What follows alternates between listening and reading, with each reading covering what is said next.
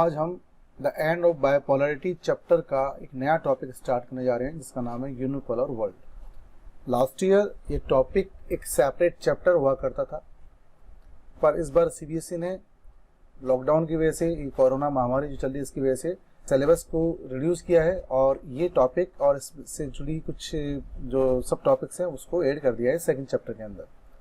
तो चलिए हम स्टार्ट करते हैं यूनिपोलर वर्ल्ड। सबसे पहले हम डिफाइन करेंगे पॉलरिटी को।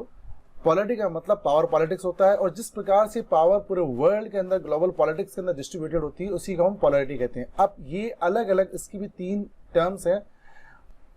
फर्स्ट है यूनिपोलरिटी, हम इसी को इस चैप्टर में डिफाइन करेंगे। Unipolar system process only one great power, cultural, economic and military type of power and face no competition. Second, bipolarity. Bipolarity is a distribution of power in which two states have majority of economic, military and cultural influence internationally और regionally। अगर हम बायोपोलरिटी की बात करते हैं तो ये शुरू हुआ था 1945 में जब सेकेंड वर्ल्ड वॉर समाप्त हुआ। सेकेंड वर्ल्ड वॉर के समाप्त होने के बाद से बायोपोलरिटी स्टार्ट हुई। यूएसएसआर और यूएसएस के बीच के अंदर ये दो बड़े जो क्या कहते हैं ब्लॉक थे, ये दो पोल बन गए थे और पूरे वर्ल्ड की पॉलिटिक्स इन्हीं दोनों के चारों ओर घूम रही थी और ये पूरे वर्ल्ड के पॉलिटिक्स को कंट्रोल करने लगे।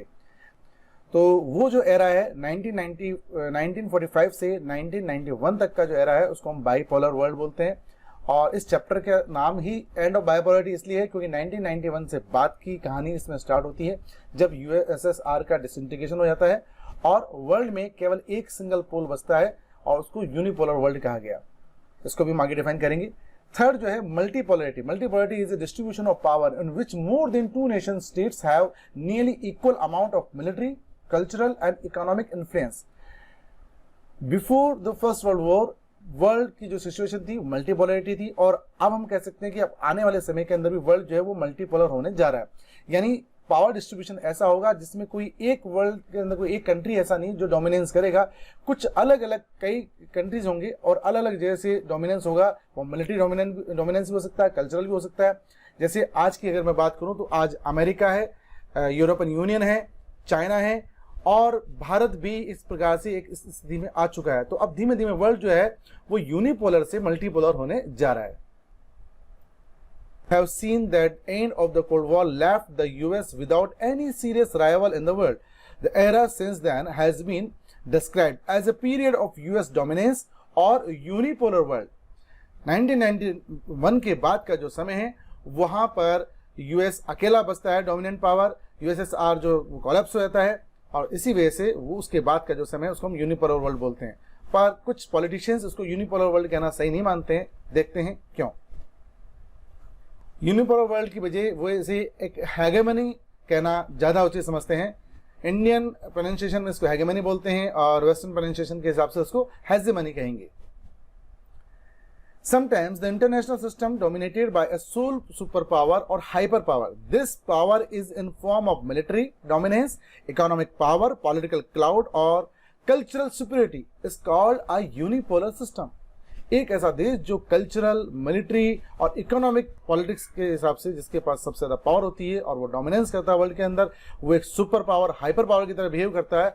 वर्ल्ड की ऐसी सिचुएशन को हम यूनिपोलर सिस्टम कहेंगे।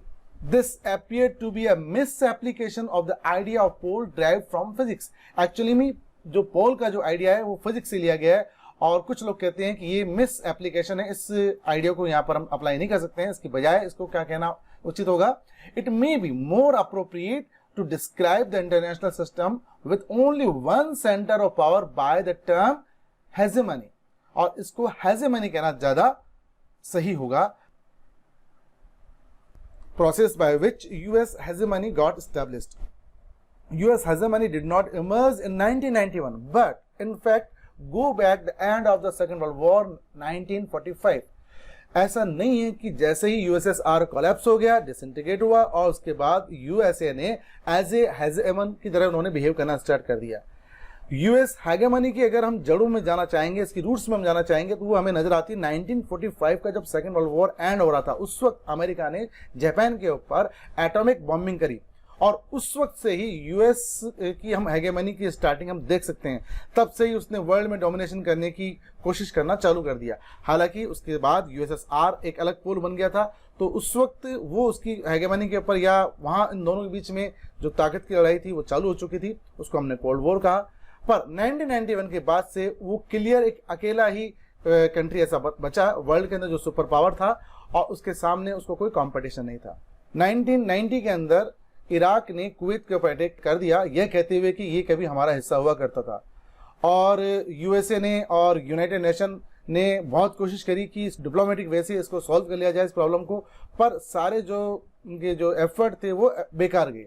और उसके बाद में thereafter the United Nations decided the liberation of Kuwait by force, और उसके बाद यूनाइटेड नेशन ये तय करता है कि कुवैत को जो है आज़ादी दिलाई जाएगी शक्ति के द्वारा, सेना के द्वारा। इसके पहले जब बाइपोलरिटी थी 1945 से 1991 के बीच में यूनाइटेड नेशन ने ऐसा कोई स्टेप नहीं लिया, पर अब यूएसएसआर डिसइंटीग्रेट हो चुका था और यूनाइटेड नेशन अब यूएसए के कहने के हिसाब से ज्यादा चल रहा था, और इसी वजह से इसको एक start of the new world order कहा गया।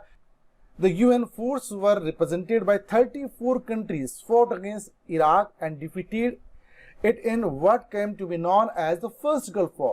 और उसके बाद यूएस ने लीड किया, 34 देशों की सेना थी, 6,60,000 उसमें जो सैनिक थे जो इस युद्ध को लड़ रहे थे, और इसे ही फर्स्ट गल्फ वार के नाम से जाना जाता है। It was an UN operation which called operation desert storm. Actually ये यूनाइटेड नेशन का ऑपरेशन था, पर इस ऑपरेशन को लीड अमेरिका कर रहा था, और अमेरिका के सैनिक इसमें सबसे 75% सोल्जर्स थे वो अमेरिका के थे। कमांडर जो थे नॉर्मन शॉर्जकॉर्फ वो भी अमेरिका के थे। तो ये यूएन ऑपरेशन होते हुए भी एक अमेरिकन ऑपरेशन की तरह माना गया, और इस यहां से हम शुरुआत मानते हैं यूएस हेजेमनी की, और इसे हम ऑपरेशन डेजर्ट स्टॉर्म भी कहते हैं। Saddam Hussain had promise the mother of all battles. Saddam Hussain ने कहा मदर ऑफ ऑल बैटल्स कहलाएगा, यानी अमेरिका को बहुत भारी पड़ेगा, पर ये एक थोथी धमकी थी। कुछ समय बाद इराक हार गया। The Iraqi forces were quickly defeated and forced to withdraw from Kuwait. First Gulf War revealed the vast technological gap that had opened up between US military capabilities that of other states। इस war के बाद दूसरे जो इसके साथी देश थे America के बीच में टेक्नोलॉजिकल गैप वो देखने को मिला। The highly publicized use so-called smart bombs by US led some observers to call this a computer war। उसने उस वॉर के दौरान स्मार्ट बॉम्ब्स को यूज किया। Smart bomb laser guided bomb होते हैं और वो बिल्कुल सटीक निशाने पे बैठते हैं। अभी इंडिया ने भी जो एयर स्ट्राइक की थी उसके अंदर भी इंडिया ने स्मार्ट बॉम्ब्स को यूज किया था, पर उस वॉर के अंदर अमेरिका ने पहली बार स्मार्ट बॉम्ब को यूज किया, और इससे पता चलता है कि अमेरिका की टेक्नोलॉजी इसके साथी देशों से बहुत ज्यादा आगे थी। स्मार्ट बॉम्ब यूज करने की वजह से इसको कंप्यूटर वॉर भी कहा गया। टेलीविजन कवरेज की वजह से इस वॉर को वीडियो गेम वॉर के नाम से भी जाना जाता है। Gulf war proven very useful to USA because it's earn money from Germany, Japan and Saudi Arabia. इस युद्ध के अंदर यूं कहा जाता है युद्ध जब लड़ा जाता है तो उसके अंदर बहुत नुकसान होता है, पर अमेरिका ने इस युद्ध के द्वारा उसने पैसा काफी ज्यादा कमाया। कोई जितना उसका युद्ध के अंदर जो खर्चा हुआ था, उसका जो एक्सपेंस हुआ था, उससे ज्यादा पैसा उसको इन कंट्रीज से मिला। द क्लिंटन ईयर्स, अमेरिकन हेगेमनी का एक नया एरा स्टार्ट होता है क्लिंटन के शासनकाल के दौरान में। बिल क्लिंटन जो थे वो यूएस प्रेसिडेंट इलेक्शन के अंदर 1992 में इलेक्ट हुए थे। उन्होंने इलेक्शन के अंदर इन्होंने वादा किया था कि भाई जो है हम सॉफ्ट इशू के ऊपर फोकस करेंगे। The foreign policy of Clinton was not harder issue like military power for security, but in soft issues like democracy, climate and trade. In 1999, Clinton used military forces in Yugoslavia. The US Air Force was used to stress separatist movement in Kosovo region. पर इनके शासनकाल के दौरान भी American हेगेमनी हमें नजर आती रही कि इन्होंने जब तब अमेरिका को मौका मिला उसने वर्ल्ड के अंदर अपनी ताकत को दिखाया। जैसे यूगोस्लाविया के अंदर उन्होंने अपनी बॉम्बिंग करी। उसके बाद अलकायदा ने जो एक टेररिस्ट ऑर्गेनाइजेशन था, जब उसने यूएस एम्बेसी नैरोबी के अंदर जब बॉम्ब ब्लास्ट किया तो उसका बदला लेने के लिए अलकायदा के ठिकानों के ऊपर सूडान और अफगानिस्तान के अंदर इसके ऊपर अटैक किया, और उस ऑपरेशन को कहा गया ऑपरेशन इन्फिनिट रीच। इसके बाद जो एक घटना सबसे बड़ी घटित हुई वो 9/11 की घटना थी। ग्लोबल वार ऑन टेरर कहा गया, जिसको यूं भी कहा गया कि ये अमेरिकन हेजेमनी के ऊपर एक तरह से अटैक था। On 11 September 2001, 19 hijacker from different Arab countries to control 4 American aircraft and crash them into world trade centre in New York. ये वर्ल्ड ट्रेड सेंटर की ट्विन बड़ी बड़ी इमारतें थी, उसके ऊपर जो अटैक हुआ था उसको हम 9/11 का अटैक के नाम से जानते हैं। और जो एयरक्राफ्ट थे वो ले जाकर वहां से टकराए गए। उन्होंने जो पैसेंजर प्लेन थे उसको उन्होंने पहले जो टेररिस्ट थे उन्होंने उनको हाईजेक किया, और हाईजेक करने के बाद उन्होंने 4 प्लेन हाईजेक किए थे जो अलग अलग जगह पर गए, जिसमें से 2 प्लेन जो थे वो वर्ल्ड ट्रेड सेंटर की इमारतों से जाके टकराए। हमको इस पिक्चर में हम देख सकते हैं, यहाँ पर हमें नजर आ रही है ये वर्ल्ड ट्रेड सेंटर की इमारतें हैं जो उस अटैक से पहले किए।